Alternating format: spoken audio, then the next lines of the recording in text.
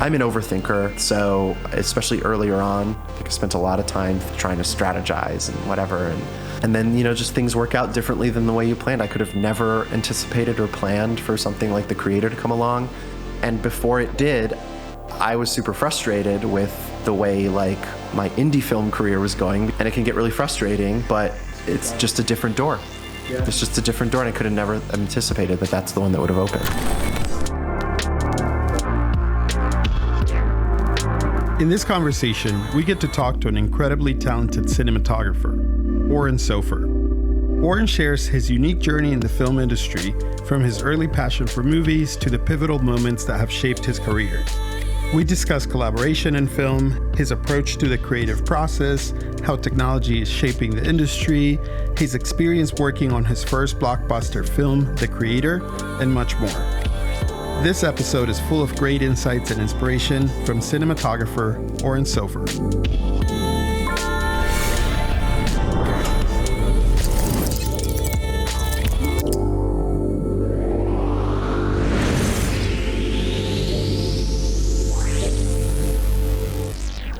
I wanted to know, what do you hope people say about your story? Whoa. My overall story. Like when I'm 6 feet under. Yeah, when it's over for Oren. Oh my God. Yeah. Great way to start the morning. Just full on existentialism, death, legacy. Let's go. I love it. What do I hope people say about my story? He made some good films. Mm-hmm. That's what I hope. Yeah. And that's what I want. Like that's what I want to do. That's what I want my story to be. Yeah. I've always loved movies. Mm-hmm. That's what got me into this in the first place. I know I have this working theory about there's 3 main pathways into cinematography. Mm-hmm. And there's some overlap, but for the most part, it's people who came from extreme sports, not necessarily extreme, but skateboarding, snowboarding, that kind of thing. And they were filming their friends, and then they got into cinematography through that. That's one route. And then you have the, in America, at least, there's a lot of church. Yeah. I know so many filmmakers who started filming. Me. Yeah. There you go. For their church, and then got into cinematography from there. And then you have just the straight up cinephiles. Mm-hmm. And that's me. So I have been watching movies since I was 2-3 years old. I think one of my core memories is I must have been 3 or something. It was in daycare. And I just remember Yoda crawling around in his hut. I just have this core memory of his little puppet butt wiggling in the hut, crawling, and that was the start. That was the first filmed image that I remember, and I must have been 3. So yeah, it's just been movies ever since. I just love them. Yeah. And I wanted to make them for a long time, and I had been interested in the process of making them and the filmmaking process and becoming a filmmaker, and had that dream. Mm-hmm. 10 years old, 12 years old, shooting little movies with my friends on camcorders, my dad's camcorder. So yeah, that's my motivation is I just want to make good movies. I want to make movies that I can then watch as an audience member, and setting aside my work, just go, oh, that's a good movie. I'm so proud to have contributed to that and contributed to the art form of cinema, I love as that, lofty man. as that sounds. No, that's great because, I mean, like you said, you started with a love of cinema. Yes. And if we went the existential route, and it's it ends with the love of cinema. You just want to make beautiful films. Well, and I don't know if you would completely agree, but I would say from looking from the outside, I would say, well, you've accomplished it, We're on the path, I think, but there's a long way to go. There's a long way to go. I think I've only made a couple of really good films so far, but and a lot of okay films. Yeah. But that's okay. That's also part of it. That's part of the journey. And I'm only just at the start, really. So So a lot of time still. Yeah. Yeah. Did you grow up in an artistic house, or what was that like? No, I was the black sheep. Really? Yeah, I was the only artist in my family. Still am. I mean, I think my family members all have some artistic tendencies here and there, but none of them pursued them. My family are all academics and scientists and psychiatrists, and Wow. my whole my nuclear family are all in computers, literally. My father, mother, both have PhDs in computer science and systems engineering. Both of my brothers, my younger brothers, studied computer science. They have bachelor's degrees in computer science and work at tech companies. And my mom works at a tech company, and my dad worked at tech companies his whole career. And now he teaches computer science. Yeah. So, and then I was the artist, like in the midst of all of this, just drawing like nonstop as a kid. You could not put like a pencil or a marker in my hand and not have me doodle over everything. So, that was just constant. And I picked up photography, and, but this is where it gets interesting. Like, my grandfather was not an artistic person, but my first camera was one that I inherited from him. He had a Minolta 35 millimeter camera, nothing fancy, but that was my first camera that I started shooting stills on. How old were you at this point? He died when I was 12. Okay. Yeah, so I got it around then. I started shooting around middle school. High school. So, but again, like, he never pursued art. Nobody in my family did. And then I was the crazy one. It was like, this is what I don't like anything else. Sorry. I mean, I guess I have a lot of interests outside of film and visual art and photography and all that, but not to the point where I would pursue them, professionally or academically, because I've always found it hard to get into that stuff unless I'm really passionate about it. And I was passionate about film. Was your family supportive, or were they kind of like... They were supportive. Yeah. They were supportive, yeah. I have to give them credit for that. Were they like full-throated enthusiastic? Maybe not. Like, I remember in high school, I had a best friend in high school, and we would make movies together all the time, like the two of us. And his mom would always like drive us around, drive us to set, drive us to the shoot, pick up equipment, And my mom would never do any of that. Like, she was like, no, just get there yourself. I don't care. Like, I support what you're doing, but I'm not going to bend my entire life over to empower and enable this and like do things for you, which ultimately I think is a good thing. But yes, they were supportive, and they supported me going to film school and everything. So I really have to give them credit. Now you get to probably invite them to go see your movies. Oh, exactly. And that's, probably the most full circle satisfying part is to finally prove, like, see, I told you I could do this. This is a viable career. Yeah. I think that's probably the thing they doubted was like, they were supportive, but I think for a long time it was like, we'll support this hobby. And then at some point he'll wake up and realize that this is not a viable professional pursuit. Meanwhile, the whole time, especially once I went to film school, I was like, no, this is, I'm doing this. Like, you'll see. And it worked out. I mean, they get it now. They visited me on set once or twice, and that's cool. Yeah, it's just nice to show them how the sausage is made and see their son. And I mean, they've just never experienced anything like that before. Like, they've all just been in office settings their whole life. Like, it's just so different. But anyway, That's awesome. Let's maybe think about a moment in your life that felt like a turning point that really redirected your path and how you thought about what you wanted to pursue.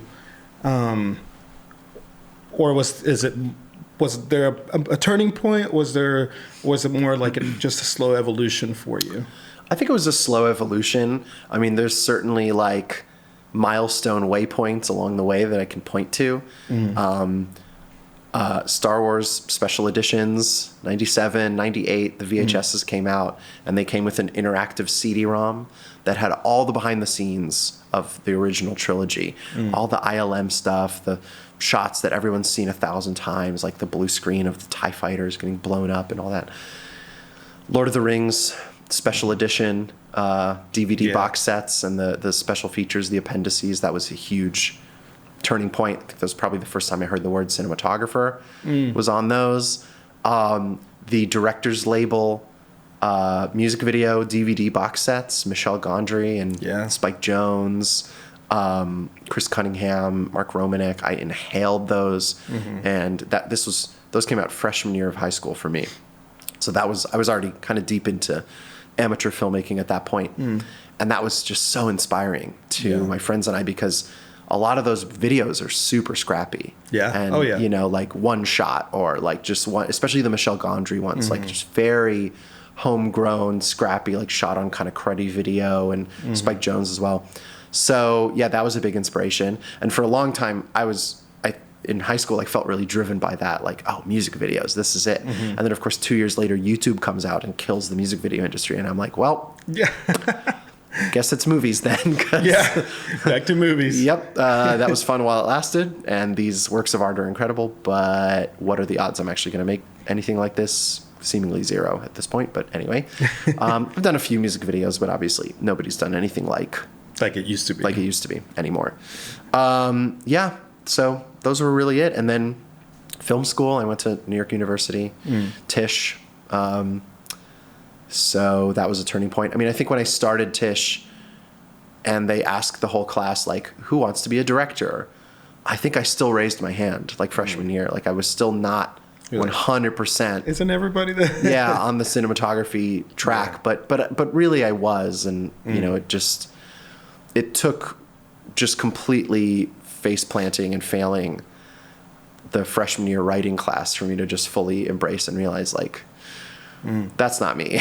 I like the visual side of filmmaking, visual storytelling, aesthetics, and that. So kind of just doubled down on it from there.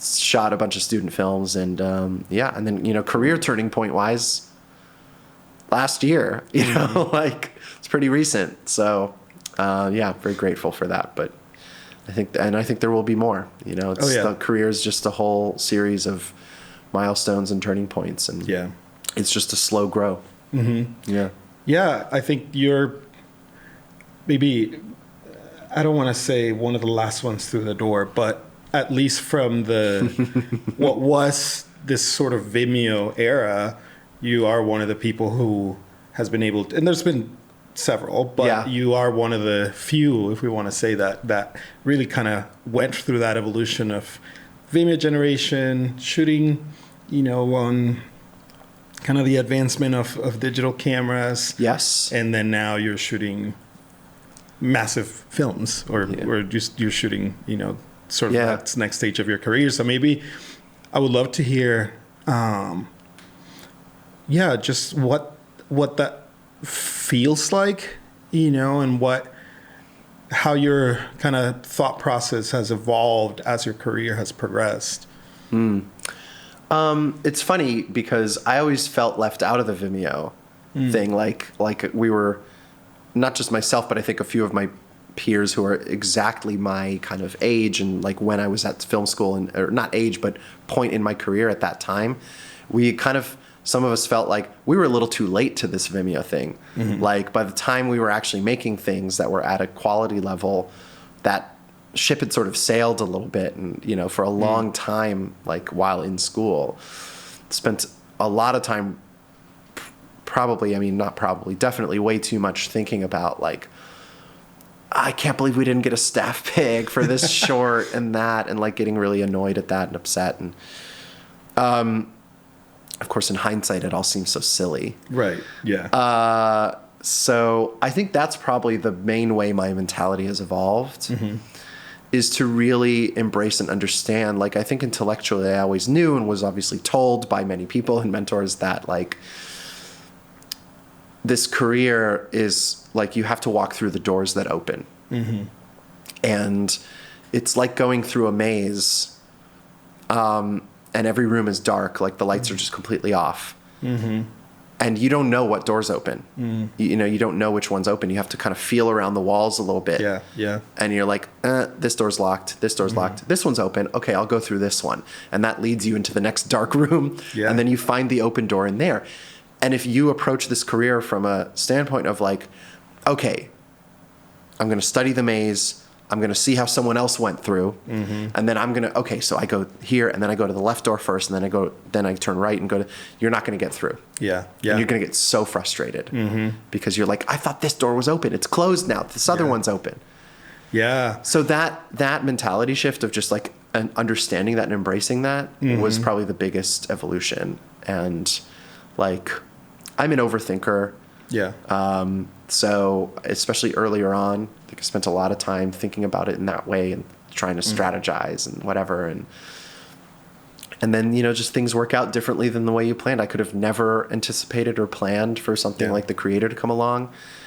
And before it did, I was super frustrated with the way like my indie film career was going, because you do 4, 5, 6 films, and then none of them, you know, go to Sundance or do that thing that you plan, you know, that you see that path, and it doesn't happen. And it can get really frustrating, but it's just a different door. Yeah. It's just a different door, and I could have never anticipated that that's the one that would have opened. So yeah, I really love that. Yeah. That visual of walking in that dark, you know, made me think of a conversation I was having with a friend about having faith that things are going to work out. Yeah. You know, and the visual that I was telling her is very similar to what you said, but I told her, I said, sometimes life feels like you're just walking, and especially when you step into things that are unknown, like there's not a path laid out in front of you, like you were saying. I told her, I said, it really feels like you're walking in this thick fog, and you just don't know if the next step is going to be a step or a cliff. You know? But you just, you know you're supposed to go. What are you going to do? Stand in place? Yeah. Yeah. But that's and I guess many people do, but that's just like, I think especially as artists, we're driven by ambition. So it keeps us moving forward. Yeah. And I think we can't stop, for better or worse. Yeah, for better or worse. But it is encouraging, to hear, because it's true what you said. A lot of people, I mean, fear is paralyzing, and when you don't know what's in front of you, you can be paralyzed by fear and all of the what ifs. But if you know that you're supposed to continue on that path, then you just you have to lean into that fear and go, all right, I may fall on my face, like with your writing class, or it might just work out. It might be the right door. 100%. So that's cool. I love that. Yeah. How do you approach the creative process, and how has that evolved over time? I've always found the creative process just to be pure intuition. Like, to me, it's like a language. And it's one that you can learn. It's one that you can learn new vocabulary for. You know, you can study new words, new phrases, new etymology, whatever. But at the end of the day, the natural state of it is, you know, to be fluent in a language just comes naturally. You don't think when you're formulating a sentence in a language that you're fluent in. It just comes out. And also, when something is incorrect linguistically, it just sounds wrong. You know, sometimes you can't even explain why. You're just like if you're teaching someone else a language, you can try to explain some grammatical rule, but maybe you don't know it, but you just know, no, that's not right. It sounds dissonant. It doesn't sound good. That's how I feel about the creative process. It's sort of just a language that I think artists become fluent in. And I've been learning it for as long as I've learned spoken word English, you know what I mean? Like I said, I mean, I'd been drawing since I was 2-3 years old. So, it's just, to me, it's intuition. It's honing intuition, and it's finding taste, and it's understanding your own taste, and expanding your taste too, actively, not just saying, well, this is what I like and it's frozen in time, but it is constantly seeking and being exposed to new inspiration, and you know, taste is something that evolves, and I think creativity is something that evolves. But to me, it's a very natural process. Yeah, I when you said the word taste, I remember I was my wife and I were talking to a friend he's always just so close to trying new foods.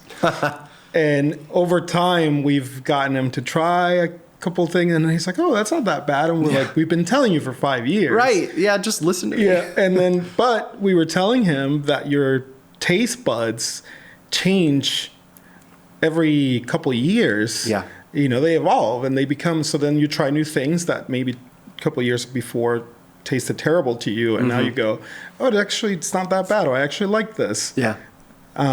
So it's cool, you know, that word taste, how it continues to evolve, and then it relates to the creative process, because it's true, you know, and my first language is Spanish, and in doing even things like this, where and I think in both, it's weird because sometimes I'm thinking in English, sometimes I'm thinking in Spanish, but I felt insecure about doing something like this because I was like, man, what if I'm not fluid enough in my second language to hold a conversation, you know, and what if I'm not getting my thoughts out right? Yeah. But the thing that really made me, okay, first of all, I might actually be bad at it for a while, and that's okay. Yeah. But I need, you know, there's no way of getting better without being bad. That's right. And trying and growing. Yeah. So it's the same thing with the creative process. Yeah. And by the way, you're crushing it. Thank you. And also, I'm also bilingual, and English is my first language, and I'm also not fully confident in my second language, even though I've been speaking it my entire life. Which is what? Hebrew. Oh, wow. So it's the same thing. Like if I had to conduct a whole hour-long interview in Hebrew, I would be very self-conscious. Yeah. Because I do still get things wrong, even though I'm fluent and have been speaking it, like I said, my whole life. So I totally understand that feeling. Yeah. And also the thoughts switching between languages, same thing. I think every bilingual person, it's like a very common thing. So I totally understand that. But for me, it's like creativity and the creative process and filmmaking, visual art, like visual storytelling, visual language. That's a third language. Yeah. You know? And if anything, that might be my first language because the prominent way that I think is in images, not in words. So, you know, I think that's the one that's the most there in my head all the time is images. Yeah. Yeah. But like you were saying, when you're talking about, you might say something that's grammatically incorrect, and it takes intentional learning and practice, and saying, okay, what am I not great at that I need to improve? Yeah. You know, what do I need to go read? Yes, it does. And I will also say with filmmaking and with visual art in general, correctness is subjective, right? So when I say that something feels dissonant to me, like if I look at, you know, just using the language metaphor, like if I say something grammatically incorrect and it just sounds dissonant, like it sounds wrong, the equivalent of that in filmmaking is that I'm not satisfied with how an image looks compared to how I see it in my head or compared to my taste. Like there's something about it that doesn't align with how I want it to look. That's the dissonance, right? And so the part of the creative process that can be honed is learning what's dissonant about this and what can I do creatively or what can I do technically to change it, to align with how I see it or to align with my taste. That's the hard part. Like the knowing that you don't like something or like how something looks or like how, you know, you just lit a scene and you're not happy with it. That's the intuition part. That's the part that's innate to being fluent in the language of creativity. The hard part is learning and understanding like the tools and the techniques and all of that to fix that and to align it with how you see it. And that's the gap, you know, the Ira glass, the gap. That's what the gap is. is it's the gap between like your artistic taste and your technical ability to accomplish your artistic taste, right? And that's the part that comes with practice. Yeah. That's like practicing an instrument. That's like practicing a language when you're not, completely fluent or comfortable in it or whatever. That's the part that is the discipline part of creativity. But yeah, it's interesting, and it's constantly evolving and growing. Right.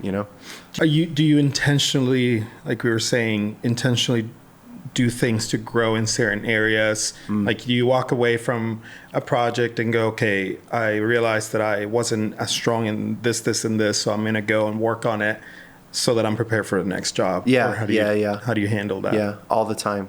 I mean, I think just every shoot, every time you have a camera and lights, or even without lights, you're practicing and you're trying something, right?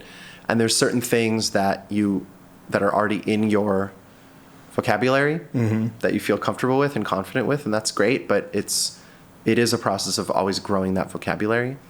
So yeah, I will always try something new or something different on a set. On commercials especially, I pretty much use a different lens set every time. Because there's so many cool lens sets out there, and there's new ones that pop up all the time, and I always want to try them and not just go to a rental house and test them and shoot them against a concrete wall or a chart. A chart. Or God, I hate shooting charts. It's just dumb in my opinion. Well, not dumb, but it's good if you're trying to technically assess a lens, but that's not what I'm looking for. Yeah. I'm looking for the aesthetic. So the best way is to just get them on set and just try them. So yeah, I'm constantly doing that, and pushing myself and out of the comfort zone, try something new, try something different, try this other way, come up with a visual theory, and try to execute it, see if it works within reason. You can't projects, you also still have responsibilities, like you have to deliver something. So not everything can just be pure experimentation, but I guess I try to do that when I can. I don't really have a ton of gear or anything, so it's not like I'm setting up little shoots in my house and like experimenting with things, but I think that would be a good idea to do. Like I kind of want to do that. I just have a hard time finding the time or the resources to do it. Like I've actually been trying to organize, I just keep pushing it because things come up, but there's a rental company and a lighting and grip company that I work out here called Cam. They're fantastic. And I've been trying for months to like set up a day to just go to their warehouse. They have all the lights in the world, bring a camera, and just play for a day. Just try things that I've been wanting to try. So I guess this is like a reminder to myself to get that going. Next time we chat, you'll be like, I did it. Exactly. My God. Yeah. It's like I'm trying to hold myself accountable here. Yeah. But yeah, I do think it's nice to be able to do that. Yeah. Yeah. One thing I also wanted to ask you about in regards to the creator. Well, first I wanted to know, what was it like getting the call to do it? And then I wanted to maybe dive into a little bit of what was the experience like of working with that caliber of people, of Gareth and Greg, because they're legends at this point in the industry, and they've been doing this out, and so what was that like? Yeah, well, it was surreal. Yeah. The whole experience, I was pinching myself the whole time, sometimes quite literally. Like, I can't believe I'm here. The phone call, insane, but not out of the blue. I had a relationship with Greg prior, working relationship and a mentorship. So, in that regard, it's not like he was a total stranger. I'm like, why is Greg Fraser calling me? This is insane. But it was the third time we had worked together on something, but the first time that the pitch was like, hey, this is going to be a whole film, and with Gareth and everything. And yeah, it's just super exciting. Like, it was just, that's the call you always want to get. Yeah.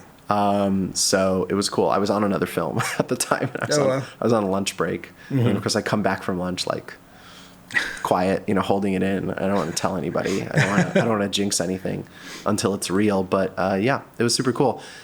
working with that caliber, I mean, here's the thing, and this is what I really realized, and I guess I'd sort of seen glimpses of this before, because I interned with Reed Morano when I was in film school. So I did 3 films with her. Not the whole run. I did like a few weeks on each one. And that was like my first exposure to professional filmmaking, essentially, after having done student films. Right. So, you know, and that at the time was sort of similar. Like you're on set with Reed, who at the time was, you know, we all kind of revered, still do, obviously, but, with professional actors, you know, we did films with Daniel Radcliffe and Michael Douglas, Diane Keaton, like Anthony Mackie, and what I experienced on that, and then what I experienced with Greg and Gareth was really understanding that like they're just people, they're just artists like us, you know, they're not infallible. They are humble. They're also learning. They're also growing. They're also on the journey. They're further along. But, you know, they're still human. Yeah. They're still artists. They have insecurities. They have confidence. They have their own artistic process, their own journey, their own growth and everything. And it's just very humbling and reassuring, to see that, you know, to see... just a stark reminder of like even people that we revere and everything, like all of that's great. Reverence is good and admiration is good, but I think it's also important to understand and remember that like we're all people and we're all artists and we're all in the same boat ultimately. Yeah. And I think that's good. I think that's cool. It just makes me feel even more connected to, you know, the people who are further along. And that's also to their credit because they really welcomed me into that world and were very accommodating and very, welcoming and inviting into the creative process and treat me as an equal. And that it's just the best feeling in the world because you just feel like, we're all just doing the same thing here. Yeah. You know, they just have more experience and, you know, a more well-refined taste maybe, but yeah, I just learned so much from the process and from them. Like it was really inspiring, but also just really casual at the same time. You know, it's hard to explain, but it just felt like very comfortable. Awesome. And I guess it's credit to them because not everyone's like that. You know, some people, the ego goes to their head or they become megalomaniacs or whatever. And you hear stories. I'm very grateful. I haven't really encountered that much, but it's good when you encounter people who are just good people, humble, great art, extremely talented artists, extremely capable, but still grounded. Yeah. Yeah, that must have been a great experience working with them because I just think of the films that they've made and they're just incredible. But I love hearing that that you feel that way towards them. That you know that you came out with such a great experience. Yeah. And by the way, having seen how the sausage gets made on this film, it's not like great films just sprout out of the ground whole cloth. Like it takes a lot of work and honing and shaping to get them to that place. And ultimately it all comes down to taste. Like it's taste, curation. Filmmaking is curation. The whole thing is curation. You're curating what you're putting in front of the lens. You're curating what you're rolling on. You're curating what you're editing into the film. You're curating what you're creating in visual effects. You're curating the sound. You're curating the music. So it's all curation, and curation is pure taste. So it all comes down to that. Yeah, that's what it comes down to. And they have good taste. Like that's, I saw that's this. What separates them. It is, and I saw this interview with Denis Villeneuve, and the interview was like talk about your favorite shot from each of your films. Pick one shot. So he goes through film by film. And he picks one shot. And every shot he picks from every film of his, I watched and I was like, yeah, that's the one I would have picked. Oh, yeah, that's the one. Like, oh, Arrival, I bet he's going to do this one. And it was that one. Oh, Dune, I actually bet it's going to be this. And it was. And it's like, I texted my friend after. I was like, watch this video. The dude just has good taste. Like that's what it comes down to. Just good taste in images. He even identifies within his own images the ones that he's drawn to. It just makes perfect sense. So yeah, I've really found that that's like huge. That's a big part of it, of filmmaking, and of what makes a good director good, you know? Yeah. Yeah. What are some of the greatest lessons that you took away from that experience? Get enough sleep, like long shoot. It was my longest shoot that I'd done. How long was it? 90 days. Wow. And 4 months prep. So it was almost, I mean, it was the better part of a year. Yeah. From October till June, the following June. So, yeah, like learning what that pace was like. Prior to that, I had done 20-day shoots. Yeah. Which at the time feel very long. Like, oh God, you're doing a whole feature. And now you're like, 4 weeks, you're just getting started. That's nothing. Wow. So that was the big, like, I guess maybe not technical, but physical lesson.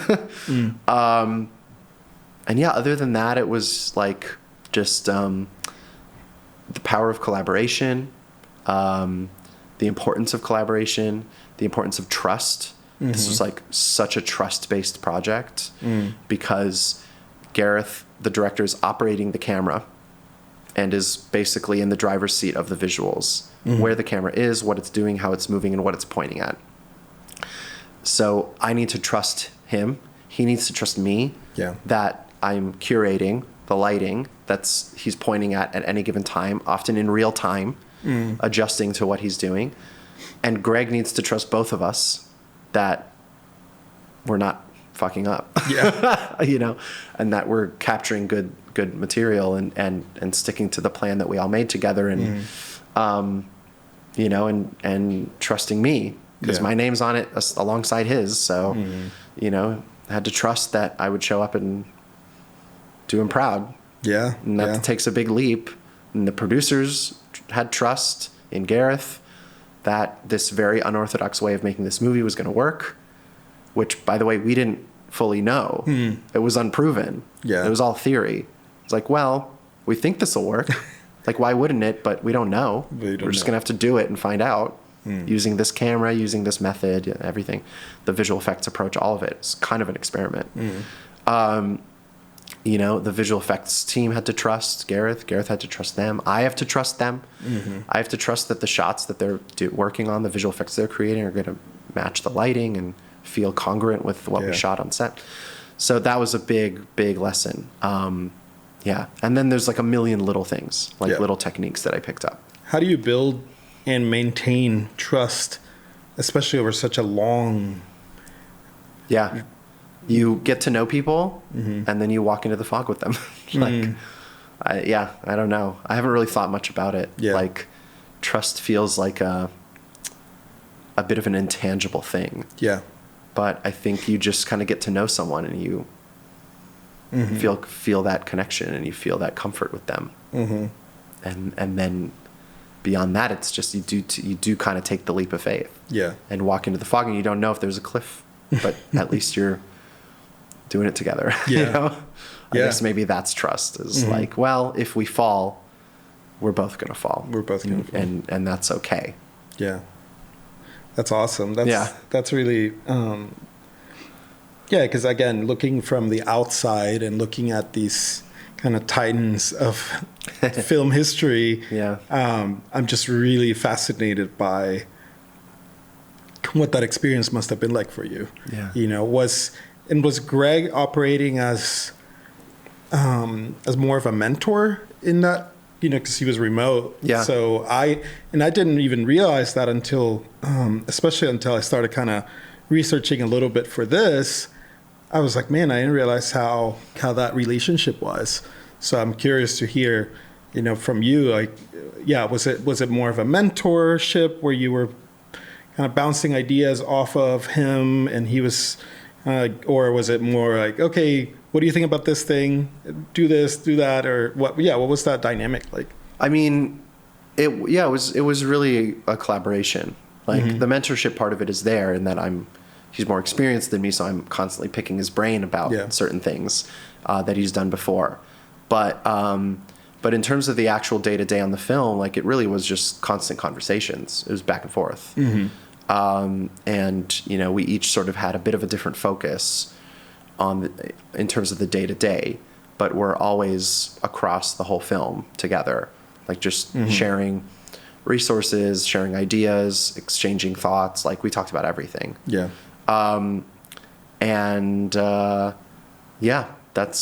It was just really comfortable. Again, like you just get to know someone and get to understand their thought process and what drives them and what inspires them. And it's just cool to learn that. But yeah, I mean, in terms of the nitty gritty, like it really was just, it was kind of boring. Just texting all the time and sending images and being like, okay, well, we're doing this scene next week. We talked about doing this and this. Yeah.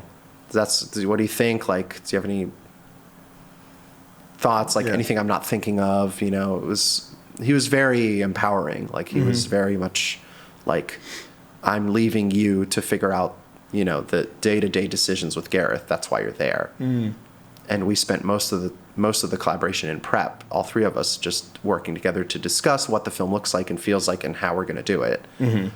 So once that was figured out and once the train is rolling, it's like a little bit more, you guys do your thing. We have this shoot in London that's happening at Pinewood Studios, big stage shoot that takes a lot of work to prep. So Greg was like focused on that while we were shooting. Also watching dailies, working with Photochem behind the scenes. Like I was less in touch with them just because A, the time difference, and B, just a little busy. Sweating and, making sure that everything in front of the camera is looking good. So it was quite literally just a two brains is better than one situation. Like there's so many things a DP needs to do on a shoot. Yeah.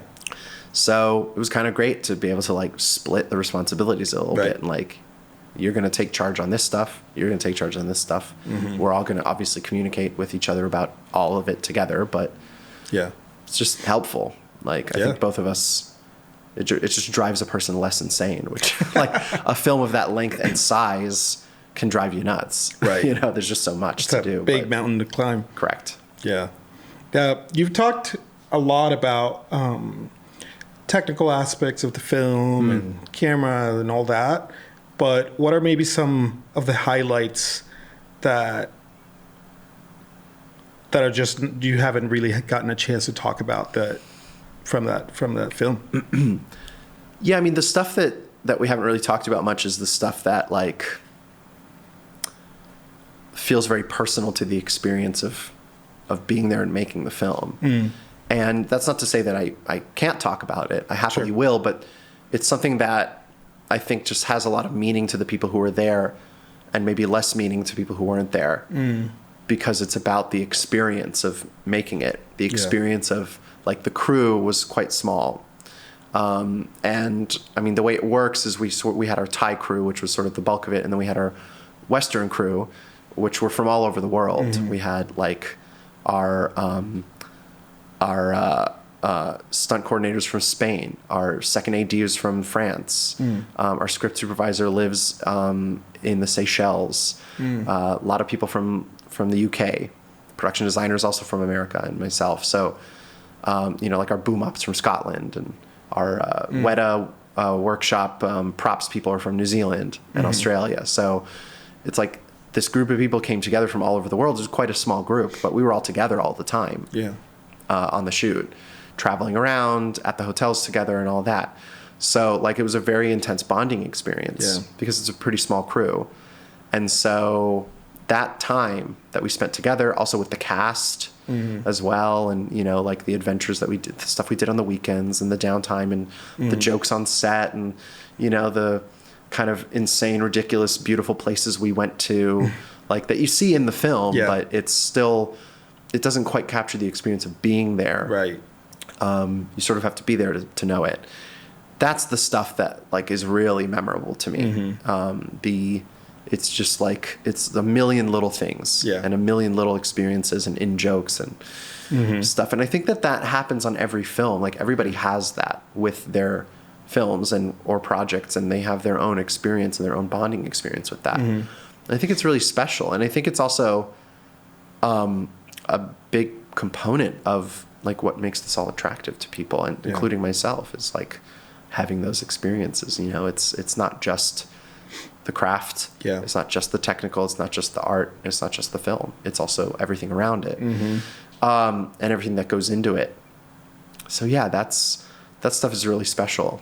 And, I've shared a little bit of it, but it's still something that the only people who really understand it are the people in the group chat. Yeah.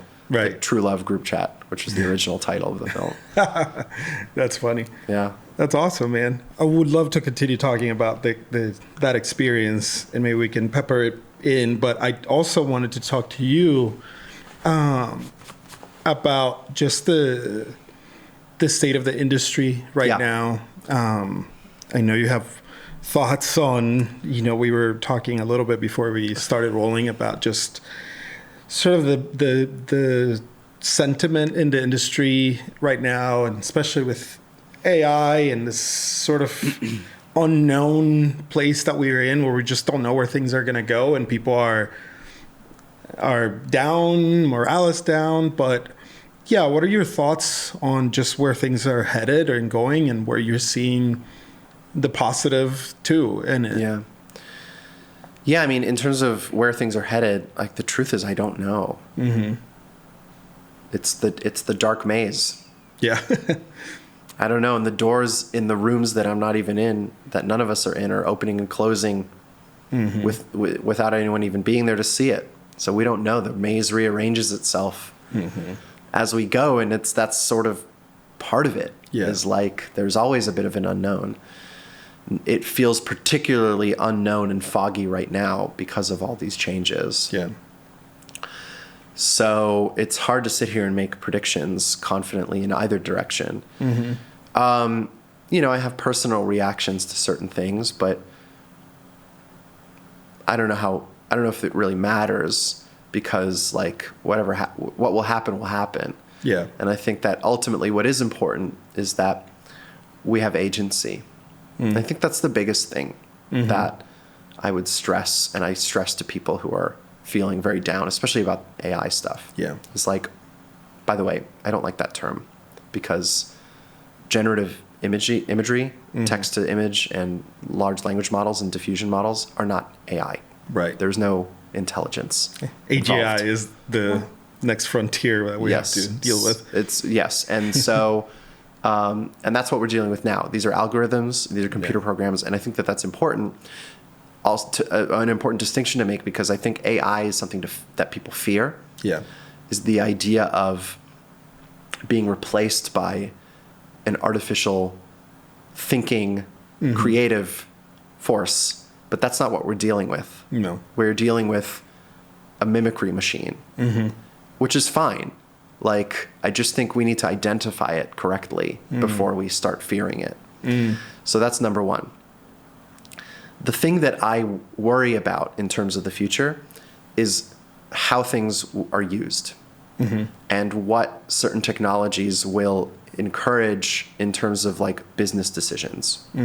So I have no underlying fear and no innate fear of any technology, and I don't think anybody should. Yeah.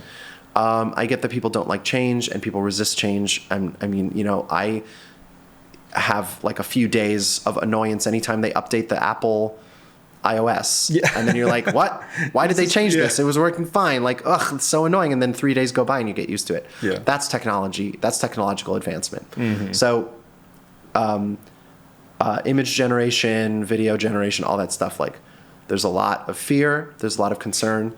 The truth is, we will get used to it. Yeah. We're going to get used to it being around. We're going to adjust to it. And we have agency to determine how much of it we use and what we allow it to do and what we don't allow it to do. That said, I think there will be changes. The industry will be affected, and certain jobs will be lost. Yeah. That's inevitable. That also happened when we switched to digital. Right. That also happened when we switched to computer-generated imagery and computer animation. That also happened when we invented television. You know what I mean? Like, and when we switched from hand-cranked cameras to mechanical cameras, and when we switched to higher-speed film, and like when we switched to fluorescent and LED, like jobs were lost all through every single one of those transitions. And yet we find a way to embrace and make new technology work for us, because we as artists have agency. So I see advantages to machine learning technology and to image generation in terms of like integrating those tools into existing workflows to make tedious processes more efficient. I use generative fill in Photoshop a lot. Yeah. Very helpful. It's not compromising my artistic vision when I take a photo. It's just helping me do a menial cleanup that would take me like an hour to do with clone stamp and stuff. Like I could do it instantly. I could see how integrating that kind of technology into filmmaking could be advantageous. I can also see how people can exploit it and to diminish or replace artistry. I think that's a mistake. And so I personally just will not do that. You know what I mean? Like I just have no interest in engaging with people and entities that will do that. I also don't think that will happen across the board. Right. I think there's, like with any technology, there's going to be people that embrace it and people that don't. Look how many people still shoot film, you know, like, and champion film. Yeah. So imagine what it's going to be like when there are companies or entities or whatever that are fully wholesale generating filmed, quote unquote, like video, motion, content, whatever you want to call it. Yeah. I also hate that word too, but in this case, it seems to apply. Maybe it's actually good that we have it because we can make a distinction between content, which is this stuff, and work or art or whatever we want to call it, which is the other stuff. There will be people that will use it, and then there's going to be people who will champion not using it or not allowing an algorithm to generate video media. So we're just going to have to see. But I don't think the sky is ever falling. Yeah. I don't think until there's actually a meteor that's about to strike Earth, and it's striking in 15 minutes, and we launched the nukes, and they failed to break it apart, and it's going to strike, and you have 15 minutes, say goodbye to your loved ones. Until we're at that moment in the movie Deep Impact, the sky isn't falling. And so, it's going to be on us to, decide like how we embrace the unknown and what we do with it, what we do about it. I agree with you on all those points, because I think it's just important to face things with a growth mindset and to embrace things, because the people that get left behind are the people who refuse to adapt or grow or bring these things into their, now things are changing. If I want to continue doing what I'm doing, I must adapt. Yeah. Or not. Or decide, I'm going to learn this thing, I'm going to understand it, I'm going to say, you know what, this isn't for me. Yeah. Like Chris Nolan and digital. You know what I mean? And I think the other thing that I sort of, take a little solace in is we've already seen generative language models and all that, like the peak of their technology in other media. So right now, we have the technology to fully generate music, songs, albums, books, novels, and people are. Yeah. There are AI artists, music artists. There are tons, an oversaturation of ChatGPT generated novels that get published. And all of these things have been impacting the music industry, have been impacting the publishing industry. And yet, have they been widely embraced by the mainstream? Not yet. Yeah. Seems like people still like to read books written by people. Seems like people still like to listen to music made by people and go watch live music played by people on real instruments and read physical books. Yeah. It's been making a huge comeback, and listen to vinyl. Yeah. So, I would like to think that continuing that trend, maybe I'm naive, but hopefully I'm not, that with movies and TV, it's the same. Like at the end of the day, I think audiences will have an innate desire to watch stuff with humans that's made by humans. We'll see. But hopefully, the canaries in the coal mine in other artistic endeavors have so far not made me worry that the catastrophic situation. exactly. And then, the economy of the industry could shift. Like if certain companies decide to go all in on this, then others will emerge that will say, hey, filmmakers, artists, we don't want to do that, so come work with us and we'll make good stuff. And, and then things shift and change in the industry as they have throughout all of its history and existence. Yeah. Yeah. Yeah, I heard this quote that I really liked in regards to what we're talking about, that AI can write the best book that's ever been written, but AI can't write the best book that has yet to be written, because it's just putting things, innately things out of innately to the way that this technology works is it's remixing existing material. That's how it works. Yeah. So, but I guess the fear too comes from the place of, well, the people who are at the top are going to dictate, oh, it's easier and cheaper and more efficient. It is to create things. And they will. Yeah. And then we as an industry are going to have to decide what we do about that. Mm-hmm. Is there another golden age of indie film? Yeah. Are there new companies that pop up to counter that? Mm-hmm. Like, what is the actual reaction to that going to be? We'll see. It is fairly safe to bet that will happen, and that jobs will be lost and people will be impacted. It's going to be tough. Mm-hmm. But what else can we do but keep opening those doors and walking through them? Again, like, what are you going to do? Stand still? Yeah. Sit down? No. Give up? Right. And if not, then what does catastrophizing about it help? You, personally. Right. Except just make you feel stressed and sad. Which is easy. Yeah. It's easy to feel. There's plenty in the world to feel stressed and sad about already. Yeah. You know what I mean? Yeah. I was talking with a friend about all this, and I was telling him, I tend to be by nature an optimistic person. Yeah. Which, like even you said, can lead to sometimes feel like maybe I'm just being naive. Sure. But I would rather be thinking of the best possible outcome, and how do we then fight through the challenges that will come so that we can come out of it grown and and not just say, well, this is the one that takes us out, because that's happened a million times through history. That's like right. You even mentioned with film.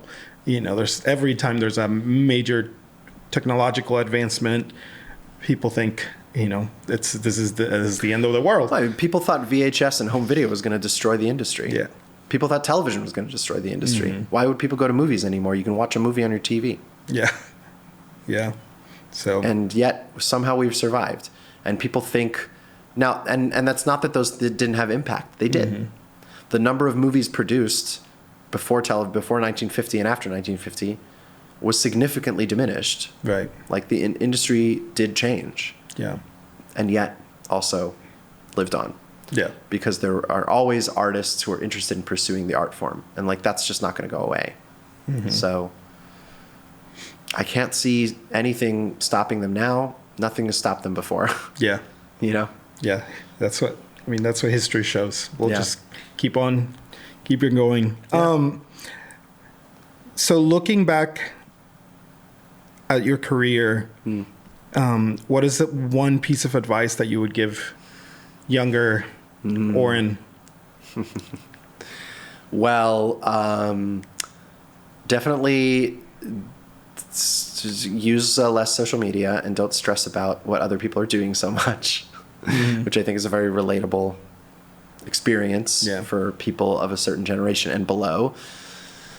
There's this inevitable comparison game that happens when you're exposed to what other people are doing all the time. And it's understandable. Get it? It's also I acknowledge, very easy for me to sit here in my current position and say that. But I do think that kind of getting past that is important. And embracing community instead of comparison. Or finding a way to make comparison inspiration and not negative. And then the main thing I think is, I do think the most important thing is understanding your taste and what makes you unique as a filmmaker. And that's a process that takes time, but I think it's something that is worth being intentional about, because I think a lot of filmmakers now, I mean, we're just exposed to so much material, visual information, other people's work, trends, like that kind of stuff. And it's very easy to kind of fall into that or be inspired by that, or maybe let that dictate like the things that you do, because you feel like you need to react to that or be trendy or do a certain thing in order to get attention. And all that's maybe economically true or valid, but I think more important is to like find your own unique voice as an artist, and your own eye. Yeah. And everyone has that, but sometimes you do need to hone it and look for it and understand it. And that just takes time and practice and exposure to inspiration and sorting through things and mindfulness. And I think that's been like a really important guiding light for me. Yeah. And you know, it's like a piece of advice that I always give people who ask me maybe to like comment on their reel or their website or something, is sort of like, what makes this unique to you? What makes your body of work unique to you? Your website, your reel should be an expression of your aspirational taste, like the stuff that you like from your work, not just what you think will get you more jobs or is a, you know, broad representation of what you're capable of. A lot of people are capable of a lot of things. Sure. There's a lot. We've never had more access to technology and the ability to become filmmakers and access tools and make beautiful images. So what makes your images unique to you and your eye and your vision and your experience as a person? I think that understanding that and then identifying it in your own work and then presenting it to the world is really important. That's great. Yeah. That's great, man. That's a great, I think that's a good way to wrap it up. Perfect. But I appreciate you, man. I appreciate your time. Thanks so much. This is a great chat. Yeah, man. I love digging deep and getting philosophical. It's real fun. Yeah, man. I appreciate you, and keep doing what you're doing, man. Thanks. Likewise. Yeah. So we'll chat again soon. I appreciate it, and I look forward to it. Hey, thank you so much for listening. If you enjoy this conversation, please give us a follow, subscribe, and check out larkhouse.com to find out more about the different initiatives that we are developing to build community and to help artists like you realize their full potential. See you soon.